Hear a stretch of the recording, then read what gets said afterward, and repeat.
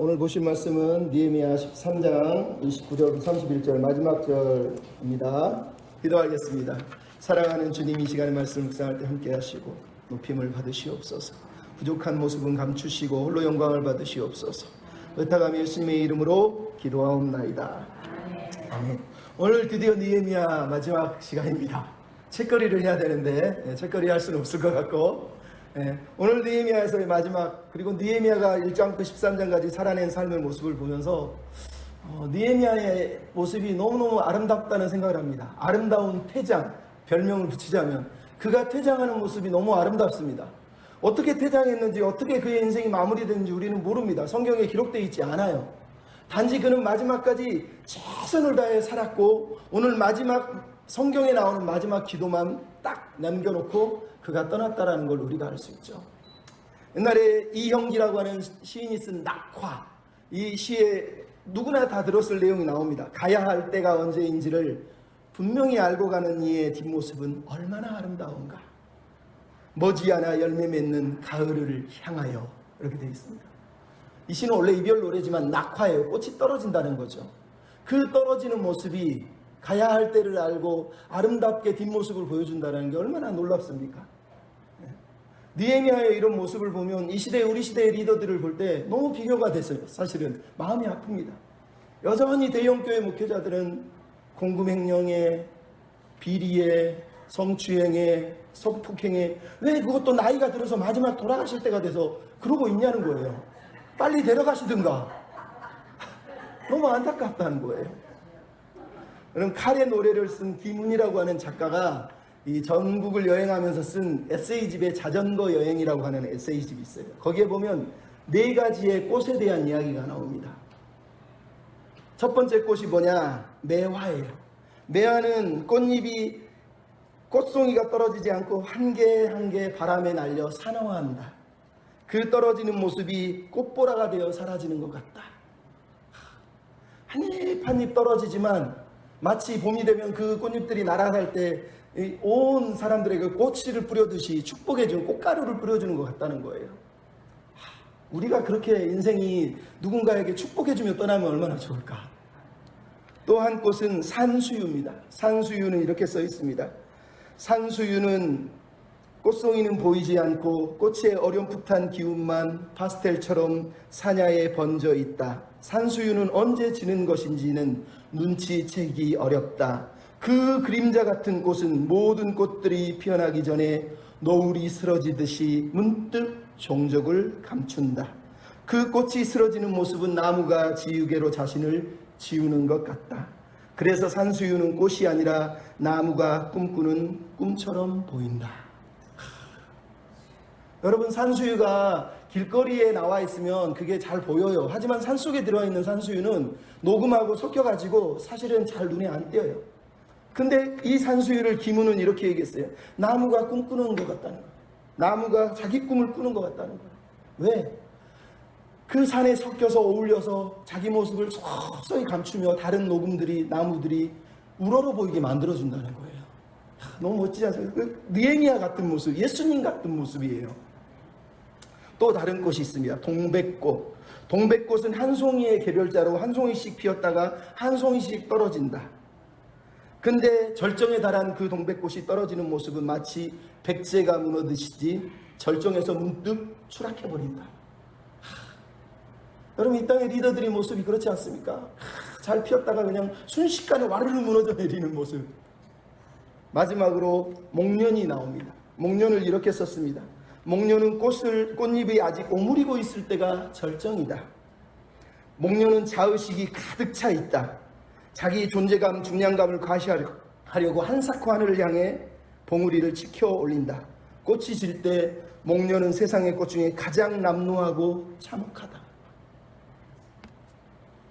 목련의 꽃 죽음은 느리고 무겁고 천천히 진행돼서 말기암 환자 같다.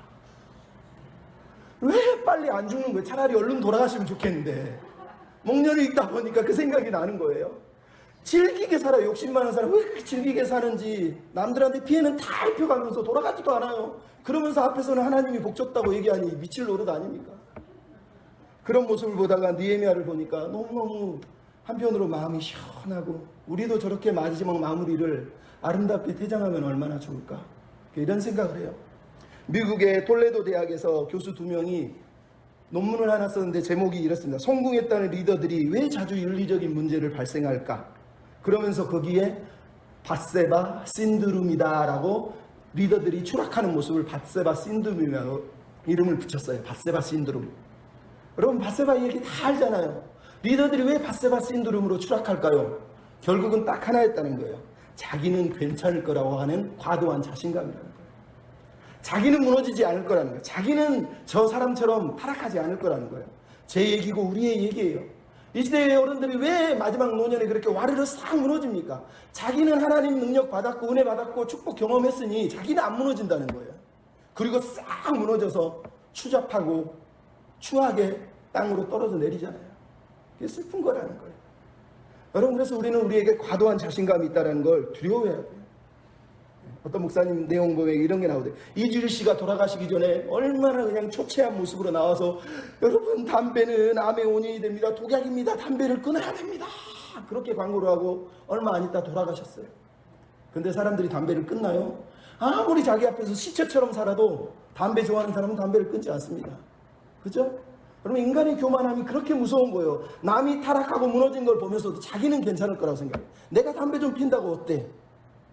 그 사람이 암에 걸려 죽어도 다음 후에들은 여전히 담배를 필 거라는 거예요. 슬픈 거죠. 그래서 여러분, 신앙에서 제일 중요한 건 자신감을 함부로 과도하게 드러내지 않는 거예요. 그걸 다른 얘기로 하면 절제라고 그럽니다.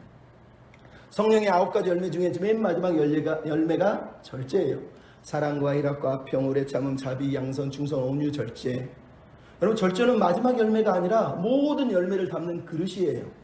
절제가 없는 은사는 아무 의미가 없는 거예요. 실은 사랑도 절제할 줄 알아야 되고요, 열정도 절제할 줄 알아야 되고요, 섬김도 절제할 줄 알아야 되고요, 순종도, 희생도, 전도도, 기도도 다 절제의 의미를 가지고 나가야지 그게 복된 거예요.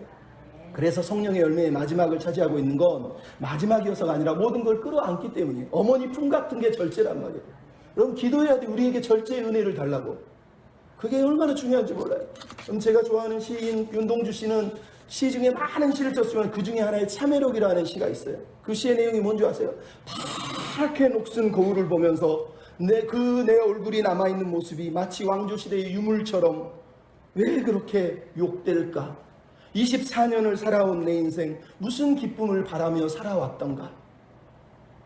내일이나 모레나 그 어느 즐거운 날에 나는 또 한 줄의 참회록을 써야 한다. 밤이면 밤마다 나의 거울을 손바닥으로 발바닥으로 닦아보자. 여러분, 그 젊은 나이에 그가 무슨 참회할 일이 많아서 매일 밤마다 그 발바닥으로 손바닥으로 녹슨 거울을 닦듯이 자기 영혼을 닦겠다고 얘기하는 거예요. 그게 우리여서 그런 거예요. 하룻밤만 자고 일어나도 녹슨 녹이요, 이끼가요, 우리 몸 안에요 다 가득 퍼져 있는 게 우리예요. 독소들이 퍼져 있는 게. 근데 너무 자신감이 넘쳐. 나는 괜찮을 거라는 거예요. 내가 이렇게 은혜를 누리고 영광을 받고 사는데 무슨 나는 절대 넘어지지 않아. 그게 다윗이에요. 그게 삼손이란 말이에요. 자기는 괜찮을 거라고 믿었기 때문에 그렇게 쓰러진 거예요. 여러분, 이 땅의 교회가, 리더들이, 하나님의 사람들이 하나님 앞에서 늘 참회록을 쓰듯이 물어봐야 돼요. 나는 기쁘게 살았는지, 나는 정말 의롭게 살았는지, 나는 바르게 살았는지. 밤마다 내 인생에 내 영혼의 거울을 발바닥으로 손바닥으로, 무슨 얘기예요? 내 손과 발로 한 모든 일들을 닦아보고 회개하는 삶을 살아야 된단 말이에요. 그렇지 않는 한 우리 삶에 소망이 없는 거예요. 아무리 많은 영화를 누려도 추락하면 끝나는 거예요. 미국의 한 목사님의 이름이 하용록이라고 합니다. 그분은 1969년에 아버지를 따라서 미국으로 유학을 가서 이민을 갔어요. 그리고 나중에 여동생이 죽고 아버지가 돌아가시고 어머니가 돌아가시고 동생 하나만 남아서 동생 둘이 미국 생활을 했어요. 얼마나 힘들겠어요. 그러니까 힘겹게 싸우면서 하나님을 믿으면서 사는데 33살밖에 안 됐는데 미국에서 건축학과를 나오는데 건축회사에 유명한 회사에 들어가서 33밖에 안 됐는데 중역까지 올라갔어요. 비록 가난하지만 치열하게 싸운 거죠. 근데 1991년 10월 어느 날 중역에 올라간 그 사람이 차를 타고 운전하고 가다가 고속도로에서 의식을 잃어 쓰러졌어요. 다행히 살았어요. 차가 어떻게 멈췄는지. 의식을 잃어버린 거예요. 심신빈맥이라 그래서 심박급속증이 됩니다. 심장이 얼마나 빨리 뛰는지 내가 숨을 쉴 수가 없고 터져 죽을 것 같은 거예요. 죽은 거죠. 그래서 병원에 입원을 했는데 그 사람이 들어가는데 의사가 당신은 5개월 남았습니다. 얼마 안 돼서 4개월 남았습니다. 3개월 남았습니다. 2개월 남았습니다. 이제 0%입니다. 여러분, 병원에서 자기 심장 이식 수술을 기다리는 이 사람이 자기가 죽을 거라는 얘기를 0%밖에 안 남았다는 얘기를 들으면서 울어요. 내가 33인데 우리 아내는 어떻게 하고 2살, 3살 먹은 딸내미들은 어떻게 하냐면서 기다려 울어요. 하나님 그럴 수가 있냐고 원망도 하고 불평도 하고 하나님 향해서 저주를 퍼붓고 난리를 칩니다. 그래도 해결이 안 돼요. 그러던 어느 날 이래가지고 안 되겠다 그래서 성경을 집어들고 성경을 읽습니다. 성경을 읽다 보니까 하나님이 성경에서 자기에게 말씀하시는 소리가 들리더라. 하나님이 자기의 귀에 대고 속삭이는 소리가 들리더라는 거예요. 말씀 속에서. 그래서 소망을 가지고 버틴 거예요. 자기가 죽을 거라는 생각에 그동안 업적, 차, 집 모든 것이 무의미하다고 깨닫는 그 순간 하나님이 찾아오신 거예요. 하나님이 찾아오신 거예요. 그런데 어느 날 심장이 자기에게 도착했다는 거예요. 심장 수술을 받으려는 거예요. 근데 그때 마침 성경을 읽는데 성경에 이런 구절이 나왔어요. 내 이웃을 내 몸과 같이 사랑하라. 그 말씀을 읽는데 하나님이 너도 그렇게 할 수 있니? 너도 그렇게 할 수 있니? 그러더라는 거예요. 그래서 이분이 네 하나님 순종할게요. 그리고 내가 저 여인에게 하나님이 지금 들려주신 음악을 들려줄 거예요. 그러면서 의사를 붙들고 의사 선생님 내 심장 저 여자분한테 주세요. 바로 옆에 이제 3일 있으면 죽을 여인이 심장을 기다리고 있더라는 거예요. 자기 거를 양보를 했어요. 자기가 지금 0%라는데 말이 됩니까? 그리고 나서 그 여인도 살고 3주 후에 기적적으로 심장이 자기에게 와서 자기가 살아났다는 거예요. 그때를 기억하며 이분이 쓴 책 제목이 Make Music이에요. 하나님이 우리에게 말씀하신다는 것, 내 귀에 대고 들려주시는 노래가 있다는 것, 그 노래를 부르는 사람이 하나님의 사람이라는 것. Make Music은 말 그대로 찬양하라 노래하라는 얘기지만 내 삶을 통해서 하나님은 내가 노래하기를 원하는 거예요. 이 사람이 어떻게 노래했어요? 말씀을 듣고 순종하는 그거를 노래라고 얘기한 거예요. 여러분, make music, 노래를 만들라, 노래를 하라는 말은 음악처럼 막 노래를 부르라는 게 아니라 삶으로 하나님을 찬양하고 삶으로 하나님을 노래하는 거예요. 삶으로 하나님을 드러내라는 거예요. 여러분, 오늘 본문에 나와 있는 느헤미야의 마지막 모습을 보십시오. 그가 13장의 개혁을 끝으로 드러난 마지막 기도를 마지막으로 남겨놓고 그는 사라졌습니다. 그가 어떻게 살았는지 마지막 인생이 어떠했는지 우리는 아무도 모릅니다. 하지만 우리는 이미 보았어요. 하나님은 그를 통해서 실패와 절망에 빠진 이들을 위로하셨고 삶의 목적을 다시 붙잡게 하셨고 다시 일어서게 해주셨단 말이에요. 느헤미야가 부른 삶의 노래를 그가 만들었던 메이크 뮤직 그 음악을 보면서 우리 또한 느헤미야처럼 그렇게 선한 영향력을 행사하고 하나님의 노래를 세상 앞에 부르는 자가 되는 것을 하나님이 우리에게 요구하시지 않겠습니까? 이 느헤미야의 마지막 기도 속에는 느헤미야 전체의 신학뿐만 아니라 느헤미야 자신이 살아온 삶에 대한 평가와 그에 대한 요약이 오늘 본문에 들어있단 말이에요. 그의 기도를 우리가 잠깐 읽으면서 우리는 어떤 노래를 이 땅에서 하나님 앞에 불러드려야 되겠습니까? 늘 똑같은 얘기를 하지만 가장 중요한 얘기예요. 따라서 합시다. 비전으로 노래합시다. 여러분, 비전을 불러야 돼요. 비전을 노래해야 돼요. 우리 삶이 비전을 드러내는 삶이 돼야 된다는 거예요. 여러분, 오늘 본문에 29절로 31절까지 나오는 내용이 다 중요한 단어 중에 제일 중요한 게 뭐예요? 제사장, 레위인, 그리고 언약, 그리고 이방을 떠나게 하고 제사장, 레위인, 반열. 그럼 이 단어들이 다 계속 반복하고 있어요. 제사장과 레위인의 사역이 반복하고 있어요. 지금 그가 뭐라고 그러죠? 하나님, 내가 하나님 앞에서 제사장직과 레위인직을 다시 회복시킨 것을, 처음 익은 열매 나무들을 드리게 한 것을 기억해 주십시오라고 기도하고 있는 걸 우리가 지금 보고 있는 거예요.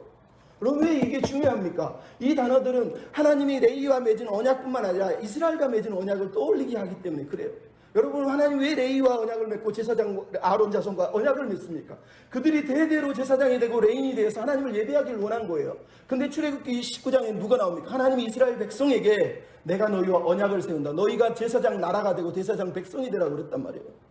제가 느헤미야 1장을 시작할 때부터 얘기하지만 구약 성경의 하나님의 비전은 언제나 똑같아요. 우리가 하나님을 믿는다면 우리는 제사장 나라가 되는 거, 제사장 백성이 되는 거, 거룩한 백성이 되는 거란 말이에요. 그래서 오늘 본문에 뭐라고 해요? 내가 이방을 떠나게 하고 깨끗하게 했다고 얘기하는 거예요.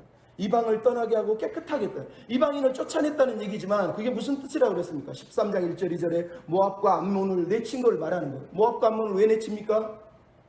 그들이 거룩하지 않다라는 거예요. 그들이 우상 숭배한다는 거예요. 그들이 하나님을 예배하고 있지 않다라는 거예요.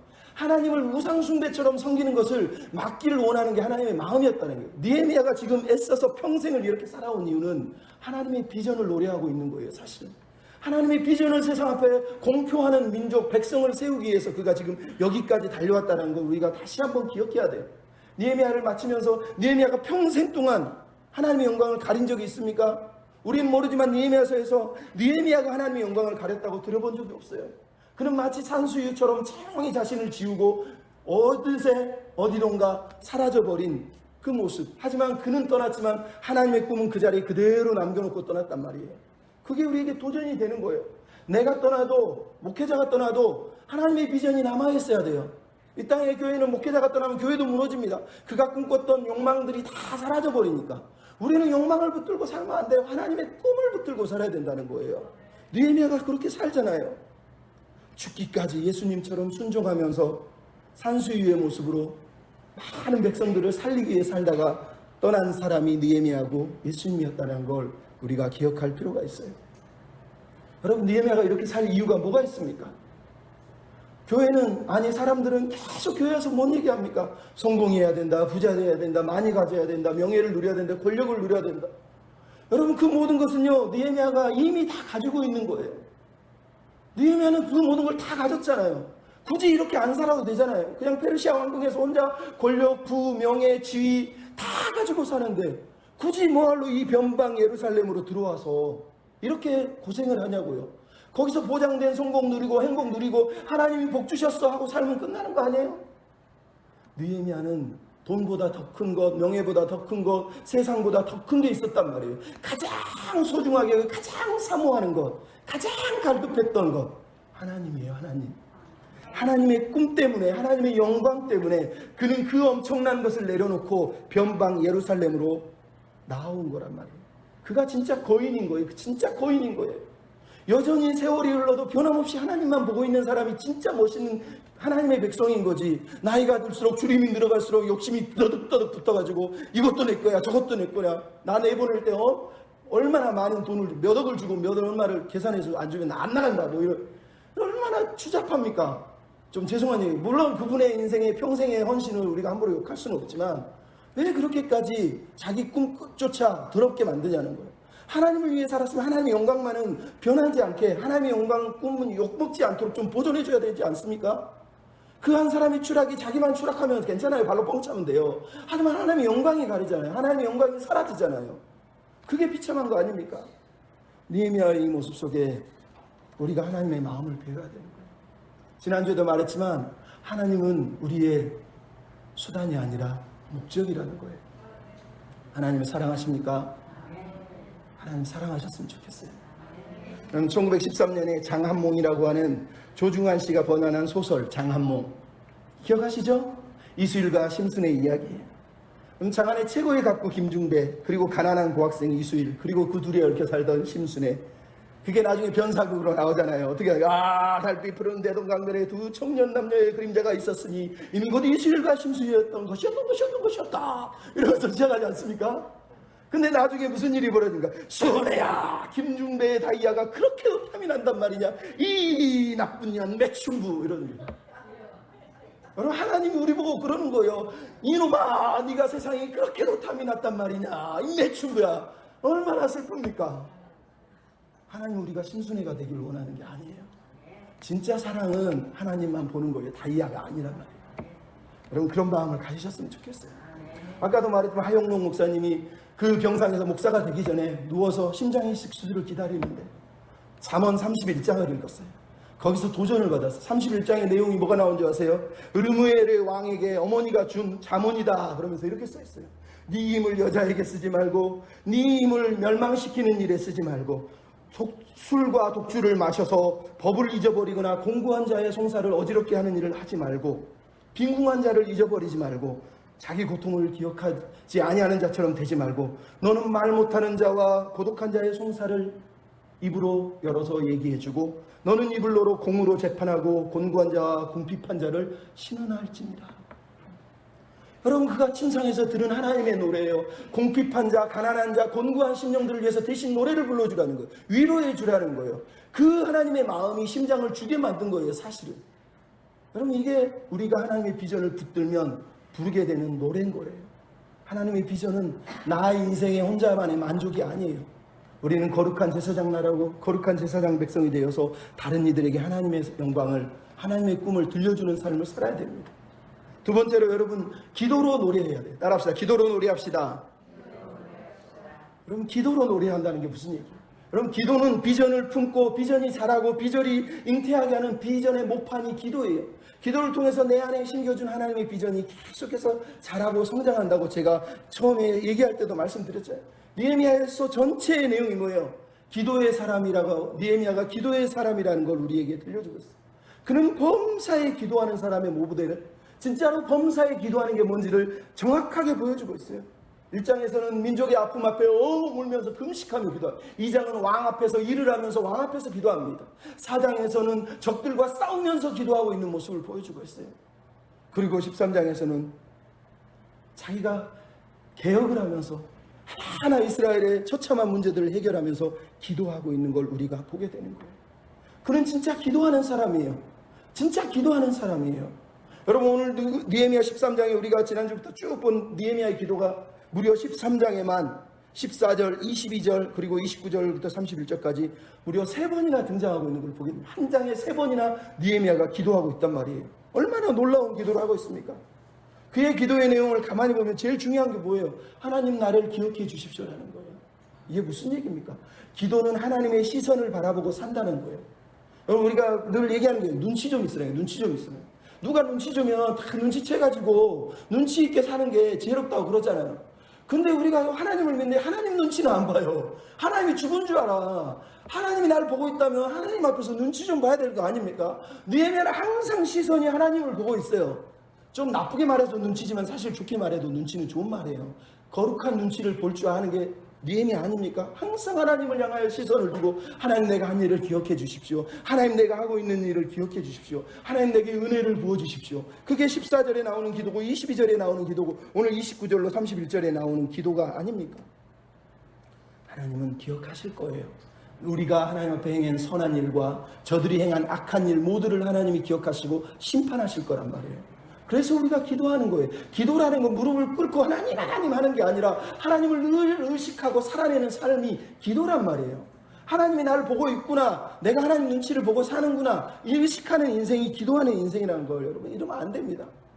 항상 그래서 느헤미야가 뭐랍니까? 내가 한 선한 일, 하나님이 도우시는 그 선한 힘의 역사, 늘 선한 일에 대해서 애쓰고 있는 이유가 거기에 왜 선한 일이라는 거 느헤미야에서 언제나 하나님의 꿈, 하나님의 비전, 하나님이 기뻐하는 일을 말하는 거거든요. 항상 느헤미야의 눈치는 하나님이 기뻐하는 게 뭔지, 하나님이 뜻하시는 바가 뭔지를 위해서 힘쓰고 있잖아요. 근데 우리가 아는 도비야, 산발라, 아라비아 사람 게셈, 심지어 선지자 스마야, 여선지자 도야나, 그리고 대제사장 엘리야십 같은 리더들이 뭐라고 있어요? 하나님을 보는 게 아니라 주변의 부자들, 주변에 많이 가진 사람들, 이방 세력들을 보고 세상을 부러워하고 살고 있다는 거예요. 처참하지 않습니까? 여러분, 기도하는 사람은 세상을 보는 게 아니라 하나님을 보게 돼 있어요. 하나님을 보게 돼 있어요. 여러분, 그래서 기도는 삶이에요. 삶이. 예배가 삶인 것처럼 기도도 삶이에요. 옛날에 스펄전 목사님이 이런 얘기했어요. 우리는 기도하고 싶을 마음이 들 때 기도해야 된다. 그처럼 좋은 기회가 어디 있느냐. 그리고 또 뭐랬는지 알아요? 우리는 기도가 하고 싶지 않을 때도 기도해야 된다. 그처럼 건강하지 않을 때 우리가 어떻게 기도하지 않을 수 있냐는 거예요. 여러분, 좋은 때도 기도하고 나쁠 때도 기도하라는 거예요. 왜? 기도가 우리의 호흡이잖아요. 기도가 우리의 인생이잖아요. 그래서 기독교 강화에서 존 칼빈은 기도를 말하기를 기도라는 건 신앙생활의 가장 중요한 삶의 실천이다 이렇게 얘기를 했어요. 여러분, 이거는 행위에 대한 문제, 기술에 대한 문제를 얘기하는 게 아니에요. 뭐 기도일지 쓰고 기도 앱 들어가지고 시간 맞춰서 그 시간에 기도하고 그런 기도에 대한 얘기를 하고 있는 것이 아니라 기도 생활에 대해서 얘기하고 있는 거라는 거예요. 여러분, 기도는 생활이 돼야 돼. 기도 생활을 해야 돼. 느헤미야는 기도가 생활이 된 사람이에요. 무릎을 꿇을 줄만 아는 거야. 일할 때도 기도하고 사람을 만날 때도 기도하고 늘 범사에 하나님을 인정하고 하나님의 시선을 의식하고 기도하는 게 느헤미야가 보여주고 있는 삶의 모습이라는 거예요. 여러분, 우리에게 그런 기도의 자세가 너무너무 필요하다고 생각하지 않습니까? 항상 내가 하나님을 의식하는 거예요. 그게 기도의 가장 중요한 거예요. 여러분, 나아가서 기도는 뭡니까? 느헤미야가 하는 기도의 내용 중에 단 하나도 자기 꿈을 위해서 기도한 내용이 있었습니까? 자기 욕망을 위해 기도한 일이 있었나요? 다 다 보면 그 기도의 내용 속에 언제나 하나님의 말씀, 하나님의 언약이 싹 그를 붙들고 있다는 걸 우리가 알 수 있어요. 여러분, 기도는 말씀으로 하는 거예요. 말씀으로. 감정으로 하는 게 아니고 열정으로 하는 게 아니고요. 말씀을 붙들고 기도해야 되는 거예요. 그래야지 헛소리 하지 않는 거예요. 여러분, 느헤미야가 기도가 얼마나 말씀에 강력하게 붙들려 있는지를 생각해 보십시오. 별로 안 되지만 존 파이퍼 목사님이 이런 얘기합니다. 어떤 일이나 사람들을 위해 기도하려고 할 때 말씀이 내 기도를 이끌어가지 않으면 우리가 마음을 길을 잃을 수 있다. 로버트 맥체인이라고 하는 목사님은 말씀이 기도가 되게 해라. 이것이 말씀의 의미를 이해하고 기도를 배울 수 있는 가장 중요한 길이다. 그럼 기도는 말씀으로 하는 거예요. 우리가 잘 아는 지오지 뮬러 누굽니까? 5만 번 기도 응답을 받았다고 책 쓴 사람이에요. 근데 그분이 나중에 그 책이 발간돼서 그 사람이 어떻게 기도의 내용이 나온지 알지만 그 전에는 사람들이 그가 어떻게 기도했는지도 모를 정도예요. 근데 그가 응답받는 기도의 내용이 아니라 그가 어떻게 기도가 변했는지를 보여주는 내용이 하나 있어요. 그게 뭐냐? 그는요, 초기에 기도할 때는 하나님 앞에 앉아가지고 하고 15분이고 30분이고 버티고 기도를 했대요. 왜? 자기 마음이 너무너무 어지러우니까 자기 마음을 잡기 위해서. 그래서 15분이 지나고 어떨 때는 30분이 지나고 어떨 때는 1시간이 지나야지 마음이 평안해졌다는 거예요. 그럼 이거는 기도를 억지로 했다는 얘기예요. 기도를 억지로 한 거예요. 근데 어느 날 그가 이 어려움을 해결했어요. 어떻게 해결한 줄 아십니까? 그가 하나님의 말씀 묵상하다가 말씀이 자기 마음에 풍성히 거하니까 하나님이 자기와 친구처럼 아버지처럼 스승처럼 대하면서 기도를 하다 보니까 더 이상 15분 30분 앉아야지 마음이 평안해진 이유 때 그냥 딱 눈을 감는 순간 말씀을 붙들고 기도한다는 거예요. 그러다 보니까 그때부터 지오지 뮬러는 무릎 꿇고 기도만 한 게 아니에요. 그때부터 그 자리를 박차고 일어나서 들을 걸어가면서 사람을 만나면서 기도를 했다는 거예요. 그러면서 5만 번의 응답을 받았다고 얘기하는 거예요. 여러분, 말씀이 들어오니까 기도가 막 짐이 아니라 오히려 하나님 말씀 그 비전을 붙들고 만나는 사람을 붙들고 기도하는 역사가 일어났다는 거예요. 그래서 기도로 우리가 노래한다는 얘기는 기도로 하나님께 응답하는 거. 목사님이 아침에 반응하라. 기도로 반응한다는 건 주야 부르짖는 건 반응이 아니에요. 그거는 구하는 거고 기도한 대로 사는 게 반응하는 거래요. 기도는 기도한 대로 사는 게 목적이지 기도는 하기 위해 있는 게 아니란 말이에요. 내가 기도하는 거 붙들고 있는 걸 위해서 살아가는 거예요. 그래서 기도의 핵심은 구하는 것이 아니라 말씀에 응답하는 거예요. 내가 눈을 감을 때 하나님이 들려주신 말씀을 붙들고 사는 거예요. 하영록 목사가 눈을 감고 기도하다가 네 이웃을 사랑해라 심장을 줘라 했더니 그걸 줘버리잖아요. 그게 기도가 응답된 거란 말이에요. 하나님은 그 기도를 하기를 원하는 거지 맨날 주세요. 그리고 끝나는 기도를 하나님이 왜 들으십니까? 귀 아프실 거예요. 귀 막고 싶을 거라면. 그럼 하나님이 원하는 기도는 응답하는 거예요. 반응하는 거예요. 기도했으면 그렇게 살아야죠. 말씀을 배웠으면 그렇게 살아야죠. 찬송을 불렀으면 그렇게 살려고 해야죠. 안 그렇습니까? 우리가 그렇게 살았으면 좋겠습니다. 세 번째, 여러분, 삶으로 노래해야 됩니다. 따라합시다. 삶으로 노래합시다. 네. 다시 말씀드리지만 기도가 그냥 기도로 끝나지 않는 건 기도가 삶 속에서 응답되어야 돼요. 내 삶으로 내가 기도한 것을 살아내야 돼요. 그걸 우리가 뭐라 그러죠? 믿음 생활이라고 하는 거예요. 우리에게 중요한 건 믿음이 아니라 믿음 생활이라고 말하는 이유가 거기 있는 거예요. 믿음은 명사가 아니라 동사가 되어야 된다고 말하는 이유가 여기 있는 거예요. 여러분, 믿음은 명사가 되면 안 돼요. 그냥 나 믿습니다. 아무 의미 없는 거예요. 내가 믿는 대로 살아야 돼요. 그게 신앙생활이고 그게 믿음 생활이라고. 왜 우리가 믿음 생활, 신앙생활 잘하라고 얘기합니까? 그게 교회에 와서 앉아있는 게 믿음 생활이에요? 아니요. 내가 하나님을 모르는 사람 앞에서, 세상 앞에서, 일거리 앞에서도 여전히 믿음을 보여줄 때 그게 믿음 생활 아닙니까? 그게 믿음 생활이잖아요. 우리에게 그 믿음 생활이 필요한 거예요. 여러분, 느헤미야를 보십시오. 기도하고 끝났습니까? 아니요. 얼마나 철저하게 삶 속에서 하나님을 열정적으로 섬깁니까? 목사님 말에 열정. 그는 정말 열정적인 사람이에요. 일을 하면서도 칼을 들고 창을 들고 삽을 들고 갑옷을 입고 일하면서 하나님께 기도하면서 적들과 싸우고 있는 이 모습 하나만으로도 우리는 느헤미야가 얼마나 거룩하고 경건하고 하나님을 경외하는지 알 수 있답니다. 자기 힘으로 싸우지 않아요. 비록 칼을 들었고 창을 들었고 삽을 들었고 갑옷을 입었지만 여전히 하나님의 도우심 없이 못 산다고 믿으면서 뛰어가고 있잖아요. 그래서 그가 일꾼을 뽑을 때도 하나님을 경외하는 사람을 뽑잖아요. 그렇게 그는 삶에서 하나님을 경외했단 말이에요. 그냥 경외했습니까? 왕을 만날 때도 철저하게 준비해서 미리 모든 걸 다 준비한 다음에 왕 앞에 나아가고 있잖아요. 백성들의 어려움을 해결하기 위해서 모든 걸 다 조사하고 어려운 사람들의 이야기를 다 들어보고 인구조사를 다 해보고 그리고 나서 일을 추진하는 모습 속에 얼마나 그가 세심한지를 우리가 보게 되잖아요. 뿐만 아니라 그는 얼마나 겸손합니까? 그가 자기 이름을 써도 되는 내용 속에 이 많은 느헤미야서에는 이 3장에도 나오죠? 7장에도 나오죠? 10장에도 나오죠? 11장에도 나오죠? 12장에도 12장에까지 뭐가 나와요? 사람들의 이름이 나온단 말이에요. 이름. 근데 그 이름에 자기 이름이 딱 한 번 들어가고 거의 자기 이름이 등장하지 않습니다. 수많은 사람들이 모여서 집회를 하는데 내가 이 민족을 회복시켰다 그러면서 맨 앞에 서서 막 성경 낭독하고 읽으면 얼마나 좋습니까? 근데 그는 조용히 뒤에 숨어서 예배자 중에 참여해서 같이 예배를 드리고 있어요. 성전이 봉헌되니까 자기가 내가 성벽을 봉헌시켰다 그러면서 자기 이름을 드러내도 누가 뭐라 안 할 텐데 군중투조에 숨어서 같이 찬양을 부르면서 하나님을 경외하고 있는 모습이 느헤미야란 말이에요. 느헤미야. 얼마나 겸손합니까? 언제나 자기가 녹슨 청동처럼 녹슨 거울처럼 자기 자신을 닦으려고 애쓰고 있는 느헤미야 모습을 우리가 보는 거예요. 교만해지지 않으려 목련처럼 막 봉우리가 하늘로 치솟는 것이 두려워서 항상 자신을 낮추는 게 느헤미야의 모습이라는 걸 여러분 알아야 돼요.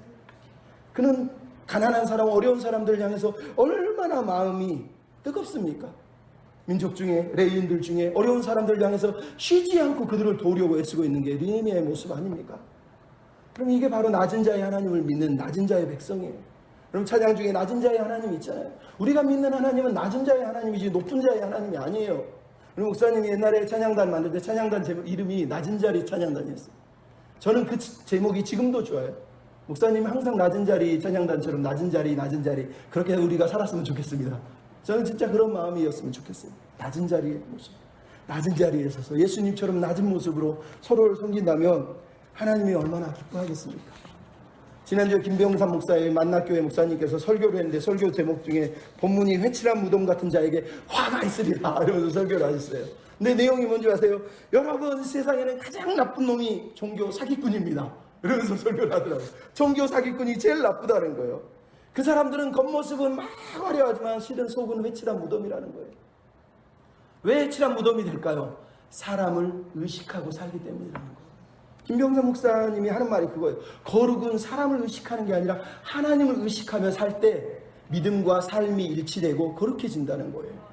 여러분, 이게 우리에게 필요한 거예요. 삶으로 노래를 한다는 건 삶 속에서 내 삶이 믿음과 내 생활이 일치돼서 거룩한 삶을 드러낼 때 하나님이 높임을 받으시고 내가 종교 사기꾼이 되지 않는 거라는 거예요. 여러분, 우리에게 그런 은혜가 있어야 되지 않겠습니까? 마지막으로 따라합시다. 은혜를 노래합시다. 은혜를 노래해야 돼요. 여러분, 느헤미야의 기도가 가장 중요한 단어가 아까도 말했지만 주여 나를 기억하십시오. 맨 마지막 소리 뭐예요? 나를 기억하시사 복을 주옵소서. 대체 느헤미야가 구하는 복이 뭡니까? 물질입니까? 명예입니까? 권력입니까? 아니잖아요. 왜? 그는 이미 그걸 다 가졌던 사람이에요. 그리고 그거에 대해서는 사도 바울이 말한 것처럼 배설물로 여기는 사람이에요. 그가 지금 구하고 있는 복은 하나님 안에서의 위로, 하나님이 주시는 은혜, 하나님의 은혜는 평안함이에요. 그것 때문에 기억해달라고 말하는 것. 하나님이 당신이 나를 보고 계신 것, 하나님이 나를 인정해 주시는 것, 하나님이 나를 사랑해 주시는 것, 그게 우리말로 은혜란 말이에요. 은혜. 여러분, 느헤미야의 원래 이름이 나햄, 위로라는 뜻이에요. 근데 이 위로라는 뜻은 라햄, 긍휼이라고 하는 단어하고 어근도 거의 비슷하지만 사실은 거의 동일어와 같아요. 여러분, 우리가 하나님의 위로를 받았단 말은 하나님이 우리를 불쌍히 여겼다는 얘기고 하나님이 우리에게 은혜를 부으셨다는 얘기예요. 여러분, 노아의 이름이 노아지만 노아의 원래 이름이 나햄, 위로에서 다왔대. 하나님이 위로를 주신다는 얘기예요. 그래서 노아의 원래 이름이 위로인데 위로의 원래 더 문자적인 의미는 숨을 쉬게 하다라는 뜻이에요. 여러분, 인생에 그 막막함 속에 좌절하고 실패하고 하나님도 없는 것처럼 살며 심장이 막 터질 것 같고 숨을 못 쉴 것 같을 때 하나님이 내게 숨을 쉬게 하시는 게 위로예요. 위로. 환경은 하나도 안 바뀌었는데 내가 숨을 쉬는 게 행복한 게 위로란 말이에요. 숨 쉴 구멍을 주시는 게 은혜라는 거예요. 은혜. 여러분, 느헤미야가 이스라엘 백성들에게 보여주고 있는 삶의 내용이 그거예요. 위로, 은혜. 하나님이 죽으셨지 140년 동안 성벽도 못 짓게 하고 하나님 어디 계십니까? 우리 이렇게 이방인들한테 산적들한테 이렇게 처참한 꼴을 당하는데 하나님, 그때 하나님이 느헤미야를 부르셔서 그들을 위로하셨어요. 그들이 느헤미야 때문에 숨을 쉰 거예요. 숨을 쉰 거예요. 하나님이 살아계시구나. 하나님이 포기하지 않으셨구나. 하나님이 함께 계시구나. 그걸 깨달은 게 바로 하나님의 은혜란 말이에요. 은혜. 느헤미야가 은혜로 살았기 때문에 은혜의 노래를 부를 수 있는 거예요. 여러분, 우리가 매주 설교를 하고 매주 교회에서 예배를 드립니다. 뭐하러 예배를 드립니까? 변화되기 위해서요. 여러분, 성경을 공부하는 이유, 기도하는 이유, 예배하는 이유, 찬양하는 이유 다 똑같이 딱 하나밖에 없어요. 우리가 변화되는 거예요. 하나님의 백성으로, 하나님의 꿈으로, 하나님의 사람으로, 하나님의 형상을 입는 거, 그리스도에게까지 자라가는 그거, 그게 하나님이 우리를 향한 목적인 거예요. 나머지는 다 격가지예요. 나머지는 다 잎사귀가 날아듯이 날아가 버리는 거예요. 정말 중요한 줄기는 변화되는 거예요. 변화되는 거예요. 근데 여러분, 변화가 쉽습니까? 아무리 얘기해 보십시오. 변화합니까? 안 변해요. 아무리 얘기해도 변하지 않습니다. 변화는 딱 한 가지 길밖에 없어요. 은혜 받는 거예요. 은혜 받으면 변해요. 여러분, 좀 죄송한 얘기지만 앞에서 목사가 아무리 설교를 해도요, 은혜를 못 받으면요, 그건 다 헛소리예요. 하지만 은혜 받으면요, 너무너무 감사해요. 말씀이 꿀송이 같다고 그러죠. 여러분, 성경을 읽어보십시오. 기도를 해보십시오. 찬양을 해보십시오. 그게 내게 은혜가 안 되면요, 다 헛소리 울리는 깽가리예요. 하지만 그게 은혜가 되면요, 너무너무 달콤해요. 여러분, 어떤 찬양은 내가 못 부를 수 있고 몰라서 가사가 어려워서 힘들어서 못 부를 수 있지만 가사만 들어도요, 눈물을 펄펄 흘리는 사람이 있어요. 교회에 처음 나온 사람이 처음 들어본 찬양을 들으면서 부르지도 못하는 찬양을 듣다가 눈물로 회개하고 하나님 앞에 돌아오는 사람들이 얼마나 많습니까? 그들이 노래를 알아서 돌아오나? 아니요. 그 생판 처음 듣는 노래의 가사가 자기 가슴을 찌르기 때문이란 말이에요. 여러분, 우리에게 필요한 건 그래서 은혜의 백성이 되는 거예요. 은혜. 여러분, 우리가 노래해야 될 건 내가 은혜의 백성으로 사는 거예요. 은혜의 백성. 사람들이 다 안 된다, 끝났다, 이제는 이 세상 절망이다, 슬픔뿐이다. 그때 우리가 노래를 불러야 돼요. Make music. 하나님의 비전을 노래하고, 기도를 노래하고, 삶으로 노래하고, 하나님의 은혜를 증거하는 그런 믿음의 백성들이 돼야 돼요. 꿈이 없습니까? 그들에게 꿈이 있다고 보여줘야 돼요. 여러분, 우리가 알지만 2007년에 브리티즈 갓 탤런트에서 우승했던 도란도트를 불렀던 폴 포츠, 핸드폰 외판원을 살면서 그렇게 힘겹게 살았지만 가수의 꿈을 포기하지 않고 살다가 결국은 그 한 번에 나와서 부른 노래가 수많은 사람들에게 용기를 줬다. 파바로티가 죽고 나서 사는 사람들이 시리에 빠졌는데 그 아픔을 위로해 줬다고 얘기합니다. 인순이의 거위의 꿈을 보십시오. 어려서부터 튀기로 얼굴에 그 색깔 때문에 조롱을 받으면서 살던 그 사람이 거위의 꿈을 꾸며 살았단 말이에요. 가사에 뭐가 나오죠? 버려지고 찢겨지고 남루하여서 내 가슴 깊숙이 보물같이 숨겨놓았던 그 꿈, 저 차갑게 서 있는 운명이라는 벽 앞에 당당히 맞설 수 있는 그 꿈, 언젠가는 그 벽을 넘어서 저 하늘 높이 날아갈 수 있을 거예요 라고 부르는 그 거위의 꿈. 여러분, 우리가 불러야 될 노래예요. 노래. 멜로디가 아니라 삶으로 우리가 그렇게 꿈이 있다고, 소망이 있다고 노래를 불러줘야 된다는 얘기예요. 남들이 내 삶을 통해서 음악을 들어야 돼. 하나님의 뮤직을 들을 수 있게 우리가 살아내줘야 된다는 얘기예요.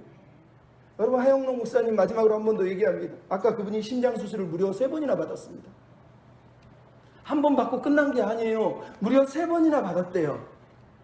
근데 첫 번째 심장수술을 받고, 두 번째 심장수술을 받고, 세 번째 심장수술을 받으면서 이분이 하나 깨달은 게 있어요. 내가 이전과 똑같이 살려면 왜 심장수술을 받아야 되지? 뭐 때문에 심장수술을 받아야 되지? 라고 하나님께 물어봤다는 거예요. 아니, 내 심장을 줘서 내가 죽은 사람이 지금 살아나는데 살아서 이전처럼 똑같이 살 거면 내가 뭐하러 이 심장을 받느냐는 거예요. 그래서 하나님과 기도한 거예요. 하나님이 나에게 이 심장을 주신 게 나를 살려주신 거면 나 이 심장 가지고 하나님의 꿈을 노래하고 하나님의 영광을 노래하는 메이크 뮤직 하는 사람이 되겠습니다. 그러면서 자기 심장을 하나님 앞에 드리듯이 찬양으로, 예배로, 노래로 자기 삶을 살아낸 사람의 이야기가 바로 이 하영록 목사라는 분의 이야기예요. 여러분, 우리가 그런 사람 아닙니까? 우리는 죽었는데요. 에베소서에 보면 이미 너희는 죽었대요. 이미 불순종의 아들로 이미 죄 가운데 죽어버렸대요. 근데 그분이 와서요, 위로 숨을 불어넣어서 숨을 쉬게 해주셨대요. 하영록 씨처럼 막 가슴이 막 심장이 막 터질 것처럼 숨을 못 쉬게 만들어서 숨도 못 쉬고 죽어가는 우리에게 찾아오셔서 심장을 바꿔주신 거예요. 내가 예수 그리스도의 심장으로 너희를 얼마나 사랑하는 줄 아느냐. 사도 바울이 그 심장을 사랑하는 마음이 바로 이 마음 아닙니까? 그 심장을 우리에게 주셔서 우리로 숨을 쉬게 하고 숨을 쉬게 하고 단 한 번뿐인 삶을 새롭게 살 수 있는 기회를 줬잖아요. 노래할 이유가 없습니까? 너무 많은걸요. 여러분, 마지막으로 정지온이라고 하는 사람이 쓴 시, 사람이 꽃보다 아름다워. 안치환 씨 노래지만 여기 첫 가사가 이렇게 돼 있어요. 단 한 번일지라도 목숨과 바꿀 사랑을 배운 사람은, 단 한 번이라도 목숨과 바꿀 사랑을 배운 사람은 노래가 내밀던 손수건 한 장의 온기를 잊지 못할 것이다. 우렁 잎들을 키우는 사람, 푸른 숲이 되고 나무가 돼서 메아리가 남는다는 것을 알 것이다. 강물 같은 노래를 부르는 사람을, 강물 같은 노래를 품고 사는 사람은 알 것이다. 밤이 깊어갈수록 서로를 쓰다듬어주고 부둥켜 안으면서 그렇게 정들어가는 것을 누가 뭐라고 해도 믿어주고 기다려주고 마지막까지 참아서 다순하음으로 어울리는 사람들은 무수한 가락이 흐르며 만든 노래가 우리를 지켜준다는 것을 알게 될 것이라는 거예요. 단 한 번인데 목숨과 바꿀 사랑을 배운 사람은 그 노래를 알고 그 노래를 부르고 그 노래로 산다는 거예요. 우리는 단 한 번뿐인 이 인생을 예수님이 우리에게 주셔서 우리가 새로운 인생을 살고 있는 거 아닙니까? 뛰지도 않을 심장에 주님이 호흡을 불어 인공호흡을 하셔서 숨을 쉬게 하시고 위로하시고 은혜를 주셔서 오늘 여기서 우리가 예배하는 거예요. 왜 우리는 은혜를 모를까요? 왜 은혜를 사모하지 않을까요? 너무너무 안타깝습니다. 여러분, 우리가 은혜의 백성이 되었으면 좋겠습니다. 한 엄마가 피아노의 고장 파데레프스키라고 하는 사람의 콘서트장에 갔어요. 자기 아이에게 피아노를 가르쳐주고 도전을 주고. 근데 콘서트가 시작이 되기 전에 학부모를 만나서 잠깐 얘기하는데 아기가 그 틈을 타서 무대 뒤로 갔다가 출입금지라고 써있는 문을 열어 제치고 들어가 버렸어요. 갔더니 자기가 좋아하는 피아노가 있네. 콘서트가 시작되기 전에 올라가서 반주를 시작해버렸어요. 근데 그때 콘서트가 시작하는데 무대가 확 열면서 위에서 조명이 확 비추는데 사람들이 기겁을 했어요. 꼬마 아이가 앉아서 반짝반짝 작은 별, 난리가 난 거죠. 근데 그때 거장 파데렵스키가 뒤에 와서 아이의 귀에 대고 속삭였어요. 멈추지 말고 계속하렴. 그리고 그 사람이 왼손에 베이스를, 오른손으로 오블리카토를 연주를 하면서 노래를 한 거예요. 그 사람들은 아이가 치는 연주와 거장이 치는 노래를 들으면서 만들어낸 놀라운 음악 소리에 감동을 하고 감탄을 하게 됩니다. 여러분, 우리가 부르는 노래, 우리가 연주하는 피아노 건반, 우리 인생의 삶의 건반들은 너무 조잡할지 몰라요. 하지만 하나님이 make music 하면서 우리 뒤에서 두 손을 얹고 같이 연주해주면 우리가 부르는 노래는 세상을 변화시킬 수 있단 말이에요. 하나님의 비전을, 기도를 품고 삶 속에서 은혜를 나누고 우리가 부르는 노래가 사람들을 변화시키고 사람을 살릴 거라는 거예요. 그렇게 살려면 여기서 은혜를 받아야 돼요. 여기서 하나님을 만나야 된단 말이에요. 그 은혜 없이 매일 똑같이 앉아서 똑같이 시간 보내고 가는 거 무슨 의미가 있습니까? 하나님 make music, 당신의 음악을 내가 부르겠습니다. 삶으로 노래하겠습니다. 이렇게 우리가 노래하면서 하나님의 비전을 사람을 살리는 일에 사용하는 그런 저와 여러분이 됐으면 좋겠습니다.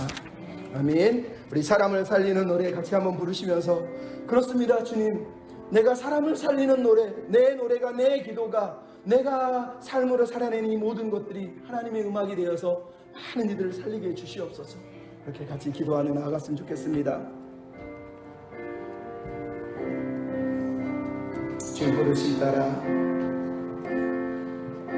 주 부르심 따라 예수 이름 부르며 나의 인생을 들렸네. 사람들이 해 못하고 결과 어떠하든지 주만 따라가기 원하네. 이제와 돌이켜보니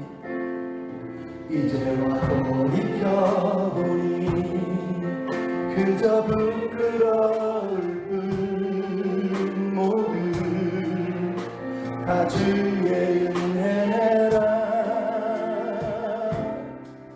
벼랑 끝에 선 나를 주의 손이 이끌어 여기까지 인도하셨네. 하나님 사랑, 하나님 사랑 날 떠나지 않고 끝까지 사랑하셨기에 오직 예수와 십자가만 바라보면서 나의 생명도 아낌없이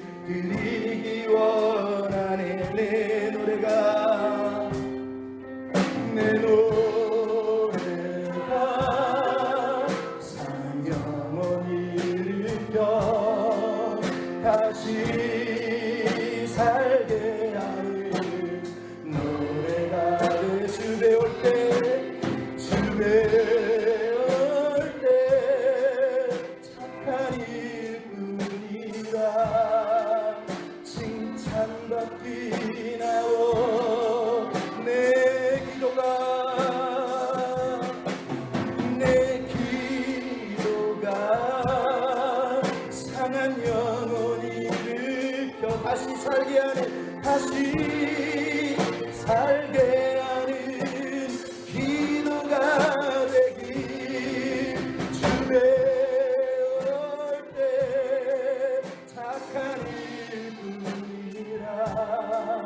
칭찬받기 나와 내 노래가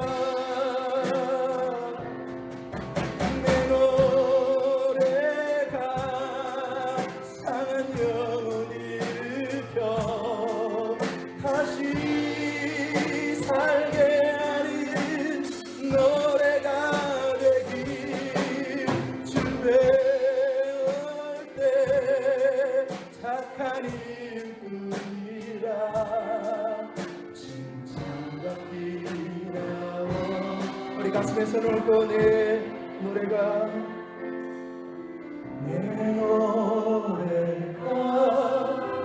상한 영혼을 일으켜 다시 살게 하는 노래가 되길 주 배울 때 착한 일뿐이라 칭찬받기 우리 말씀을 생각하며 기도할 때 하나님이 우리를 기억하십니다. 주님을 배울 때 주님이 네가 잘했다 칭찬받는 백성이 되기를 원하실 것입니다. 주님 내 삶이 주를 찬양하고 노래하는 메이크 뮤직 음악을 만들어내는 삶이 되게 하여 주시옵소서. 상한 자 곤고한 자 고통받는 자를 일으켜 세울 수 있는 하나님의 비전을 노래하고 기도를 노래하고 삶으로 그 은혜를 노래하는 백성이 되도록 나를 우리를 변화시켜 주시고 은혜로 충만케 해 주시옵소서. 우리 같이 기도하겠습니다. 사랑하는 아버지 오늘 우리가 주 앞에 예배하고 또 아버지 느헤미야의 마지막 인생 마지막 기도를 묵상하며 우리 삶을 돌아봅니다. 우리가 산수유처럼 아버지 하는 많은 이들을 부르게 하고 사라진 모습 속에서 우리가 도전을 받습니다. 우리의 마지막 인생이 우리의 삶의 마무리가 어떠해야 하는가. 아버지 추하게 추락하는 곳이 아니라 아름답게 많은 이들을 살려내는 꽃을 피우고 노래하는 백성이 되게 하여 주시옵소서. 단 한 번이지만 아버지 생명과 바꿀 사랑을 배운 사람이 부르는 노래를 우리가 부르게 하여 주시옵시고 강물 같은 노래를 품고 사는 사람이 되게 하여 주셔서 우리의 노래가 영혼을 살리게 하시고 우리의 기도가 우리의 삶이 우리의 예배가 우리의 헌신이 많은 이들을 일으켜 세우고 살리는 그런 삶이 될 수 있도록 하나님을 축복하여 주시기를 원하고 기도합니다. 그 누구도 아닌 우리가 하나님 안에서 예수 그리스도 안에서 은혜를 입고 감사하며 은혜에 감격하며 살 수 있도록 아버지 하나님 축복하여 주시옵소서.